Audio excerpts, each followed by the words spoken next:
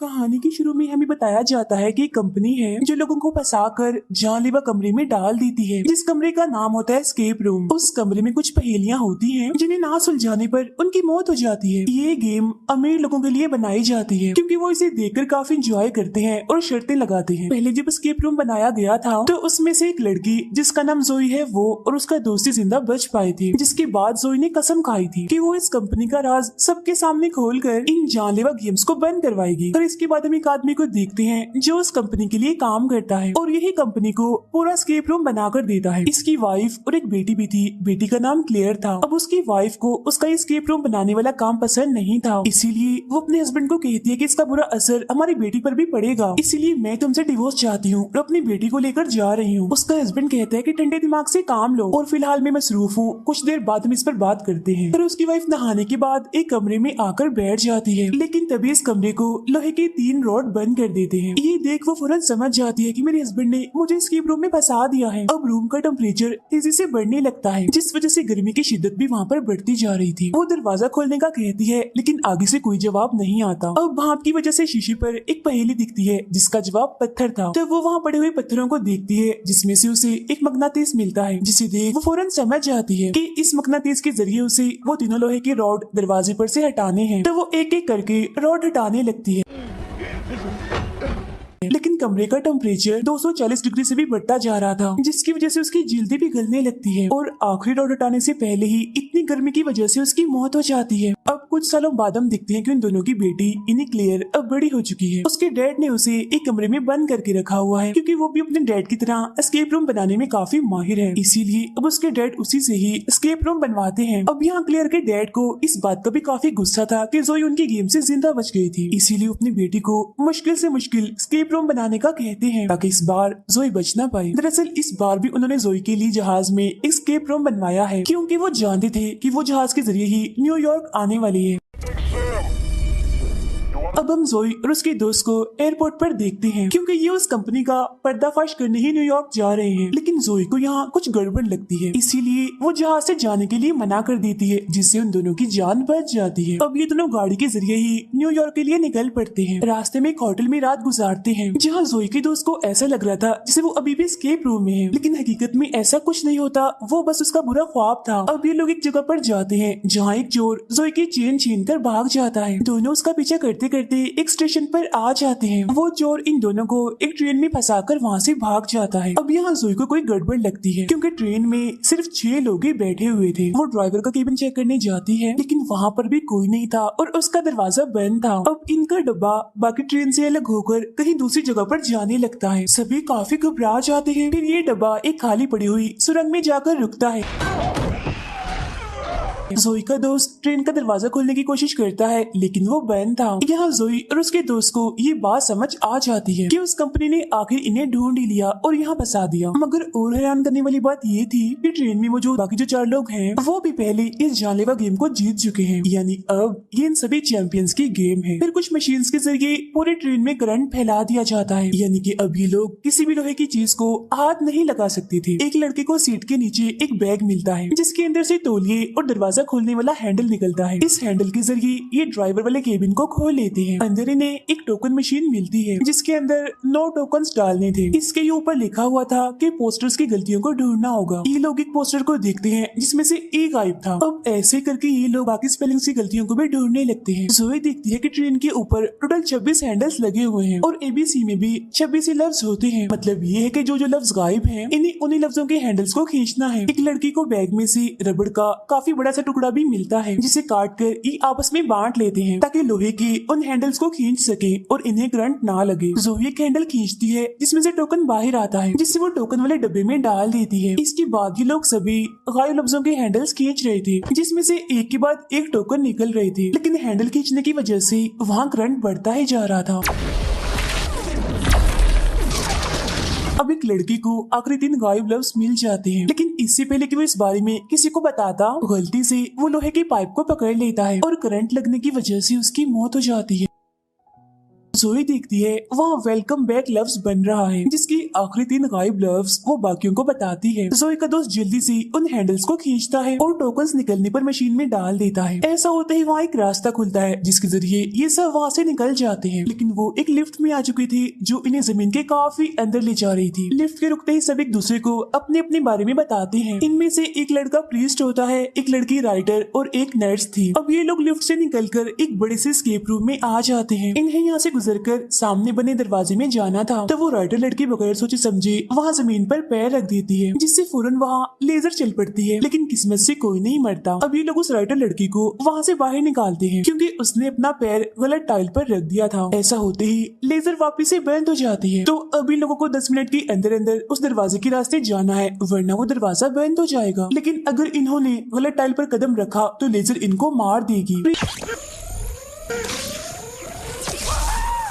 को यहाँ पर रखे लॉलीपॉप्स में से एक चाबी मिलती है। जोई उस चाबी को निकालकर काउंटर पार करके तिजोरियों वाली जगह पर जाती है। नर्स और राइटर को भी एक चाबी मिलती है, इसीलिए वो भी तालों को खोलने जाती हैं। जोई का दोस्त देखता है कि हर तिजोरी पर एक नंबर था, लेकिन एक तिजोरी ऐसी भी थी जिस पर नाम लिखा था, इसीलिए अभी लोग चाबी से उसी तिजोरी को खोलने लगते हैं। तिजोरी के खुलते ही उसमें से बहुत सारे तेजदार हीरे बाहर गिरते हैं, जिन्हें छूते ही जोई की उंगली कट जाती है। दोनों लड़कियों को भी इस तिजोरी से खाली नोट मिलते हैं और फौरन ही बाद वहाँ एक एटीएम की लाइट जल जाती है और अब इन्हें इस एटीएम का कोड चाहिए था। जोई का दोस्त समझ जाता है कि अगर वो जोई का खून खाली नोटों पर डालेगा तो तब शायद उन्हें कोड मिल जाएगा। और अब जैसे नर्स नोटों को देने के लिए काउंटर पर चढ़ती है तो फिर से लेजर चल पड़ती है, जिसे डरकर वो नर्स वापिस से गिर जाती है। अब उसके गिरते ही लेजर भी बंद हो गई थी। प्रीस्ट वो नोट जोई को देता है जिस पर खून लगाने से इन्हें एटीएम का कोड मिल जाता है और जैसे वो इस कोड को एटीएम में डालता है तो तभी यहाँ 3 घड़ियां अलग अलग टाइम पर रुक जाती हैं। ये दरअसल उनके लिए इशारा था सही टाइल्स पर जाने का। घंटे वाली सुई ये बता रही थी कि इन्हें किस तरफ जाना है और मिनट्स वाली सुई का मतलब था कि कितने कदम चलना है। और वो प्रीस्ट इन सुइयों के हिसाब से 12 कदम चलता है। साथ ही वो अपनी पिछली वाली टाइल्स पर लॉलीपॉप भी रख रहा था ताकि बाकियों को भी सही रास्ता पता चल सके, लेकिन वो सुइयों की मदद से सिर्फ आधा रास्ता ही पार कर पाता है क्योंकि अगली टाइल एक बटन की तरह दब जाती है और फौरन ही एक और तिजोरी सामने आती है और जिस टाइल पर वो खड़ा था उस पर भी एक पहेली लिखी आती है। तिजोरी को खोलने के लिए ये लोग घबराते हुए कोड ढूंढने लगते हैं, लेकिन इनके पास वक्त बहुत ही कम बचा था, इसीलिए वो प्रीस्ट गॉड के भरोसे पर ही आगे बढ़ने लगता है। बाकी लोग उसे मना भी करते हैं लेकिन वो किसी की नहीं सुनता और एक गलत टाइल पर पैर रख देता है, जिससे लेजर फिर से चल पड़ती है। उसका सर हड़बड़ी में एक टेबल से टकराता है और वो बेहोश हो जाता है। दोनों लड़कियां उसका पैर गलत टाइल से हटाती हैं, जिससे लेजर फिर से बंद हो जाती है। वो राइटर पहले का मतलब समझ चुकी थी, इसीलिए उस तिजोरी की हैंडल को घुमाती ही रहती है जिससे वो खुल जाती है। अब की बार उसके अंदर से एक नक्शा निकलता है। जोई उस नक्शे को लेकर वहाँ दीवार पर लगे एक डिजाइन पर रखती है, जिससे अब इन्हें बाकी का आधा रास्ता भी मालूम हो जाता है। जोई यही रुककर बाकियों को आगे का रास्ता समझाती है, जिसके बाद ये बेहोश पड़े प्रीस्ट को भी लेकर वहाँ से निकल जाते हैं। जल्दी से जोई भी भागकर दरवाजे की तरफ जाती है और दरवाजा बंद होने से पहले ठीक वक्त पर वहाँ से निकल जाती है। और अब यहाँ पर इनके 2 स्केप रूम पार हो जाते हैं। प्रीस्ट को भी होश आ गया था, जिसके बाद अब ये तीसरे स्केप रूम में आगे बढ़ते हैं, जिसे बिल्कुल समंदर के किनारे की तरह बनाया गया था। राइटर को वहाँ एक कैमरा दिखता है जिसे उठाकर वो वहाँ की एक तस्वीर बनाती है। तस्वीर में वो एक कश्ती को देखती है, लेकिन उनके सामने तो ऐसा कुछ भी नहीं था, इसीलिए अब ये लोग उस कश्ती को ढूंढने लगते हैं। कबाड़े में जोई के दोस्त को एक टूल मिलता है जिससे लोहे की चीजों को ढूंढा जाता है। उसके जरिए वो हर जगह पर कश्ती ढूंढने लगता है। जोई इधर 2 स्टैचूज भी देखती है जिनमें से एक की आंखों पर सिपियां रखी गई थी जो काफी अजीब दिख रही थी। तभी वो टूल रेत में आवाज करने लगता है, जिसके बाद ये लोग उस जगह से रेत खोदने लगते हैं और रस्सियों से बंधी एक काफी बड़ी चीज बाहर निकालते हैं, लेकिन रस्सी टूट जाती है और रेत उस रस्सी को फौरन निकल जाता है। अब ये लोग समझ चुके थे कि ये रेत दलदली बनती जा रही है,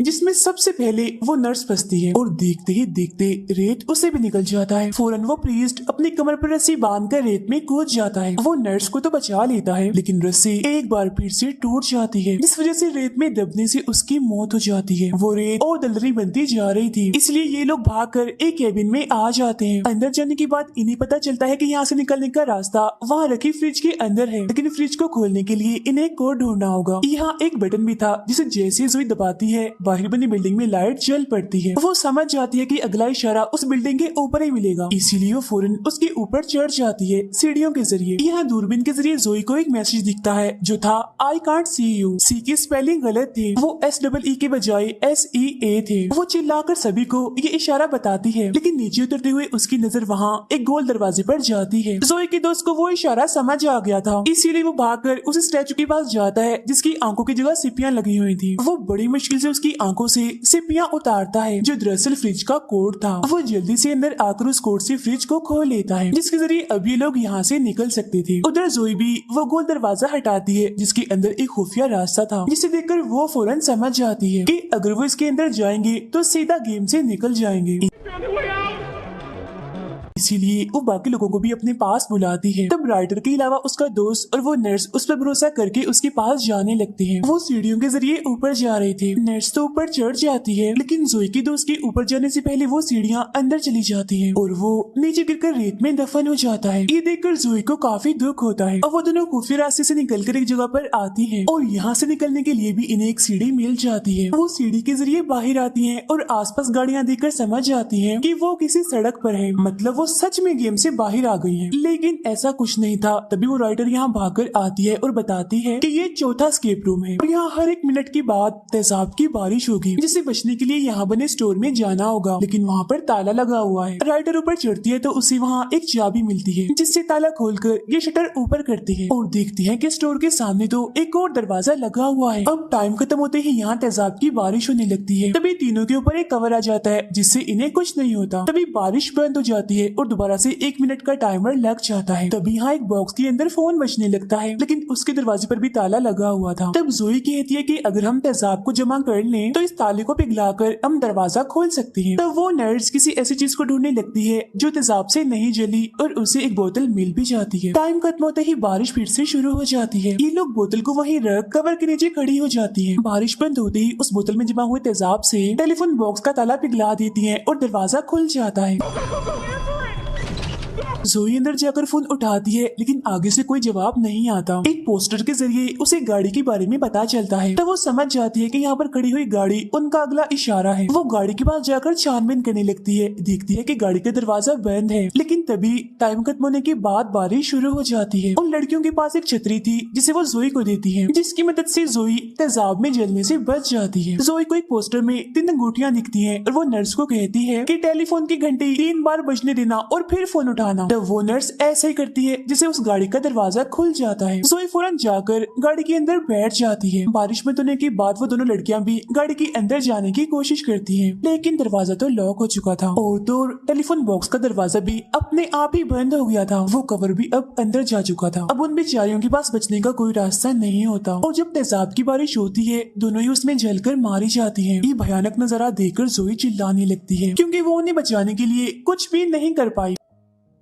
तभी उसके नीचे से सीट खुल जाती है और जोई कहीं चली जाती है। उधर एस्केप रूम बनाने वाले इन्हीं क्लियर के डैड को गड़बड़ लगती है क्योंकि जिस आखिरी एस्केप रूम में जोई ने आना था वो वहाँ नहीं आई बल्कि कहीं और ही चली गई। तब वो समझ जाता है कि जरूर मेरी बेटी क्लियर ने जोई को बचाने के लिए ये गड़बड़ की है। उधर क्लियर का दोस्त जोई को अपने साथ ले आया था। यहाँ जब जोई क्लियर को देखती है तो समझ जाती है कि ये एस्केप रूम बनाती है। क्लियर जोई को बताती है कि ये सब कुछ मैं अपने डैड के कहने पर ही कर रही हूँ। जब से मेरी माँ की मौत हुई है मेरे डैड ने मुझे यही इस कमरे में कैद कर दिया है। मैंने तुम्हें यहाँ तक इसीलिए बुलाया ताकि तुम मेरी मदद करो, मुझे इस कमरे से निकालो। लेकिन जोई कहती है मुझे तुम पर भरोसा नहीं है, मैं तुम्हारी मदद क्यों करूँ। तो वो कहती है कि समंदर के किनारे वाले एस्केप रूम में मैंने गड़बड़ कर दी थी। इन्हें जब तुम्हारा दोस्त रेत में धंस गया था वो मरा नहीं बल्कि जिंदा है, सही सलामत है और एक कमरे में है जहाँ वो बिल्कुल ठीक है। लेकिन तभी वो देखती है कि क्लियर के डैड के लोग उसे ढूंढकर आखिरी एस्केप रूम में डाल देते हैं जो कि एक टेम्परेचर वाला कमरा था। तब जोई का दोस्त इस कमरे की पहेली सुलझाने में लग जाता है, लेकिन अगर उसने जल्दी ना की तो भी क्लियर की माँ की तरह गर्मी से मारा जाएगा। क्लियर जोई को बताती है कि मेरे डैड के कंप्यूटर के जरिए मैं तुम्हारे दोस्त को बचा सकती हूँ, लेकिन उसके लिए मुझे इस कमरे से निकलना होगा। तब जोई उसे बाहर निकालने के लिए दीवार पर बनी पहेली सुलझाने लगती है, लेकिन हर सेकंड के साथ वो बदल रही थी तो उसे सुलझाना नामुमकिन था। क्लियर बताती है कि मेरे डैड ने कहा था कि मैं कभी भी खुद से इस पहेली को नहीं सुलझा पाऊंगी। तब जोई एक ऐसी जगह जाकर खड़ी हो जाती है जहाँ से क्लियर ना देख पाए। तब साइड से उसे देखने पर एक कोड मिलता है जिसके जरिए ये दरवाजा दरवाजा खोल लेते हैं और क्लियर बाहर आ जाती है। लेकिन तब यहाँ क्लियर के डैड गन लेकर आ जाते हैं और अपनी ही बेटी का गला दबाने लगते हैं। लेकिन वो अपने डैड को धक्का देकर उसे कमरे में बंद कर देती है जिसमें वो खुद थी। फिर क्लियर भागकर अपने डैड के रूम में जाती है और उनके कंप्यूटर से उस आखिरी एस्केप रूम को बंद कर देती है जहाँ जोई का दोस्त फंसा हुआ था और इस तरह से उसकी जान बच जाती है। जोई क्लियर से पूछती है कि मेरा दोस्त कहाँ है, जिस पर वो बताती है कि उसी बिल्डिंग में जहाँ तुम लोग सबसे पहले गए थे और तुम्हारे सारे एस्केप रूम उसी बिल्डिंग में खेले गए हैं और गेम बनाने वाले सभी इंसानों को मैंने वहाँ बंद कर दिया है ताकि तुम सबूतों के साथ उन्हें पुलिस को पकड़ा दो। मैं भी अपने डैड को खुद पुलिस के हवाले कर दूंगी। जोई गाड़ी लेकर उस बिल्डिंग तक पहुँचती है जहाँ पुलिस और एम्बुलेंस पहले से ही मौजूद थी। गेम में मरने वालों की लाशें भी निकाल ली गई थी और गेम कंट्रोल करने वालों को भी पुलिस ने गिरफ्तार कर लिया था। जोई को भी उसका दोस्त मिल जाता है। इसके बाद क्लियर अपने डैड के पास आती है और अब हम यहाँ क्लियर का